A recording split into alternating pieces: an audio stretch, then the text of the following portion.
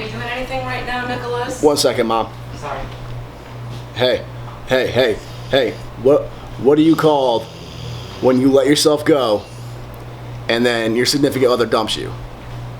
You're a heavy single.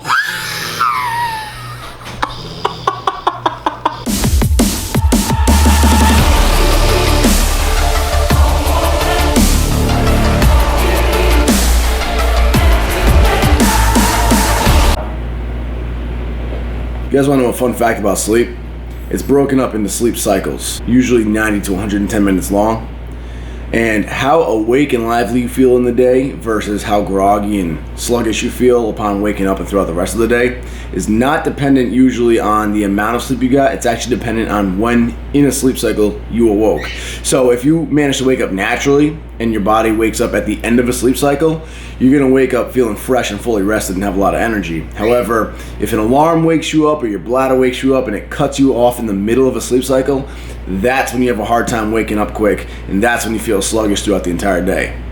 That said, it's also another fun fact that how much sleep you need isn't dependent on necessarily hours, like you need 8 hours of sleep or 7 hours of sleep. It's actually dependent on how many sleep cycles you as an individual need. Some people need less, some people need more, and of course your body can adapt.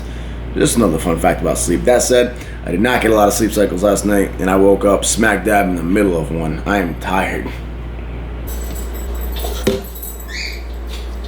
So I realized that I left the gym without actually going over what the hell is happening. And this workout's kind of important to talk about what's happening because it's relating to my bench. And for those of you that are brand spanking new to the channel, my shoulder recently just basically got injured. It wasn't any one thing specific. It didn't happen like one day during a workout. It was just like a slow and steady progressive thing on my left shoulder. My left shoulder's always had less range of motion since I was like really young. So I think there's just a muscular imbalance in there, and eventually all the benching caught up to it. I've been learning this new stance, this new grip, I should say, closer grip than I usually do by a lot, with the elbows a lot more tucked, bringing it just slightly lower down on my chest to, on my sternum, I should say. And my bench is a combination of incredibly discouraging and depressing and hopeful and exciting, because some days my shoulder feels really good and benching feels good. I mean, I feel weak as can be because I haven't benched in a couple of months and I'm learning a new technique, so obviously I'm going to be super weak in it, but the fact that I can bench pain-free again it's hopeful. It makes me excited. But then there are some days where my shoulder still feels kind of sore. Like today, I might have slept on it wrong or something, and that maybe caused it to flare up. But today, it was just hurting during warm-ups. Not severely, not any sort of a sharp pain like it used to be when it was really bad. Just like a very mild, subtle, dull, nagging pain, but enough to where it kind of discourages you. You're like, oh, here we go. I'm never going to be able to bench heavy again. So that was kind of put me in a bad mood at the beginning of the workout. But then as I warmed up more and more, the shoulder felt better and better. So my plan was to work up to a very conservative single. And I was thinking of stopping at like 275 pounds for a quick single just because I felt like crap. But oddly enough, after the 275, that's when my shoulder started feeling better. So I decided to try 300, see how that felt. Went to 300, and I was like, screw it, let's see if we can do 3 plates clean and easy like we used to be able to. So I did 315 pounds for what I felt was a pretty clean single. Definitely not as strong as I was, but it's good to be back in the 3 plate club again. That felt awesome. 1, 2,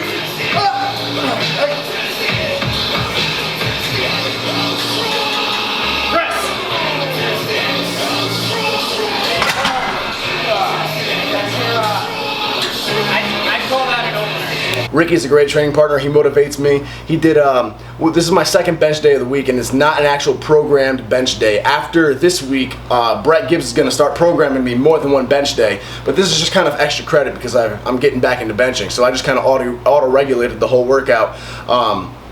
Ricky hit a pause PR of 295 pounds or 285 pounds earlier in the week. So today he worked up to a heavy single, but no sort of PR. I think he stopped at like 275 pounds or 270 pounds. And then we just worked with some doubles with 250 pounds, 230 pounds, and then a set of 4 with 225 pounds. That was it for benching. So again, making progress. We're able to bench again. My shoulder doesn't hurt after the fact. It's still a little annoying, but there's some light at the end of the tunnel here. What I am also doing is I'm training shoulders at least twice a week, and I'm smashing them. This is first and foremost for shoulder strength. The stronger you get your supporting muscles, the surrounding muscles around the joint, obviously, the better your shoulders are going to be for benching. So I'm trying to get my shoulders nice and strong and train them again. And but on top of that, I really just want to kind of get my shoulders back. I never really had many to begin with, but I kind of stopped training them for a while. So I want to train them, get the shoulders capped again as much as I can, and just get them stronger in general. So we're doing the Ronnie Coleman big sets, which is 25 reps with one dumbbell, 15 reps with a heavier dumbbell, 12 reps with a heavier dumbbell, 8 reps with the heaviest dumbbell. And then you start over and do that again, but starting 5 pounds heavier, ending 5 pounds heavier. And then I end it with some rear delts. And by the end of that, your shoulders are dead, jello, sore as hell. And I'm doing that twice a week after every upper body day.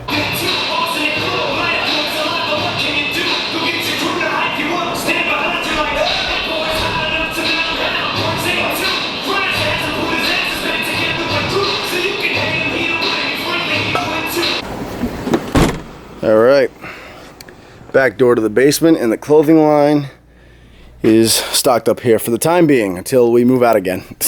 Again, the new camo and black t-shirts are live and available on the website now, and the black and gold shirts are restocked. Gray and blue have been in stock, so madeathletics.net in the info box below. And once I move into the condo, that's when I'm going to pull the trigger on a lot more designs. Plus, we'll be approaching fall and winter and stuff, so there's a lot more options in my opinion for that, so I'm excited.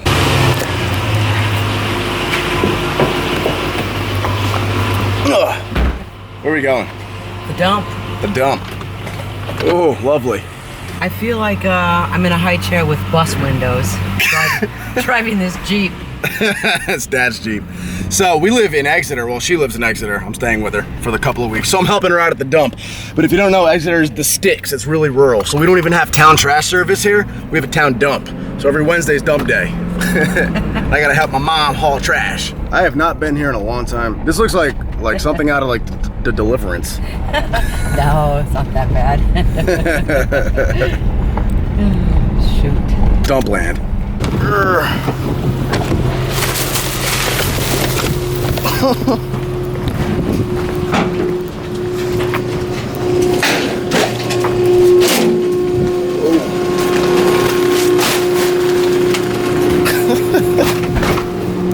Top of the evening to you guys and gals.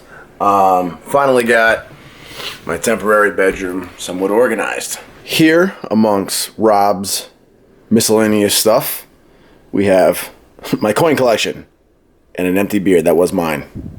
That's also my book. And this is a sleeping mask I borrowed from Ariana because those, what do you call them? Shutters? No, shades. Those shades let in so much light. So I've been waking up every morning at the crack of dawn. But my clothes are folded. I have a laundry bin now. The rest of my boxes are still at least neat. And I got some junk on the desk here. But only this junk is mine. That junk and that junk is also all of Rob's, as well as their wedding planning thing. So not half bad. But most importantly, look what I finally got back. Ooh! I got my Anis back. They were left behind in the move originally, so that's why the last deadlift session I did, I was in socks. I didn't have my Anis. I didn't have them. But I love pulling in these. So comfortable. I strongly recommend them. 4mm thin sole, so they're thinner than wrestling shoes. Super supportive, super comfortable, built to last. I've beat the hell out of these things for years. Done all my meets in them. They don't have so much as a loose thread anywhere. And the company is awesome. For every pair that's bought on their site, they actually donate a pair to the needy. So that's amazing. The company is an amazing company to stand by, on top of just being like the best shoe to deadlift in. So I really do strongly recommend these guys. They're a very affordable price too. Anibrand.com, the link is in the info box. I have a discount code. I don't even remember the discount code.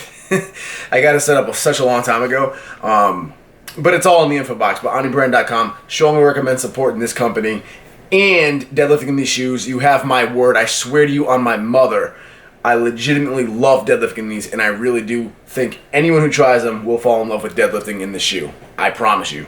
That's not a pitch.